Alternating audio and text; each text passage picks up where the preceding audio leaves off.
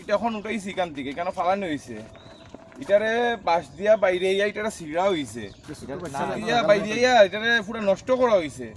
তো এখনো যদি আমরা এমন একটা পরিস্থিতিতে খাড়া হয়ে গেলাম নি যে এখানের মধ্যে আমরা গর্ণিতে এইরকম বাজেভাবে অপমান করার, আমরা তো আর বাংলাদেশ নাই, আমরা তো ভারতও আছি, এরকম যে এরকম আমরা প্রশাসনের কাছে চাইমো এটা কড়াকড়ি একটা সিদ্ধান্ত লোয়াও কে বা কাহারা এটা ইন্টেনশনালি করছে।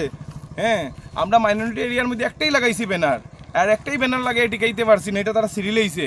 তো এরকম মানুষের যাতে একটা কড়া শাস্তি দেওয়া হোক, প্রশাসনে যাতে একটা কড়া স্টেপ নাও এটারে নিয়ে। দেখুন কি বাজেভাবে এটারে টর্চার করা হয়েছে, সিরিয়া এখানের মধ্যে ফালানি হয়ে গেছে, এখানের মধ্যে দুনিয়া নোংরা আবর্জনা ফালানি হয়, এখানে তারা প্রস্রাব করে এই জায়গার মধ্যে, এই জায়গার মধ্যে এই জিনিসটা ফালানি হয়েছে, কতক্ষণ অপমান করা হয়েছে আমরা নিয়ে।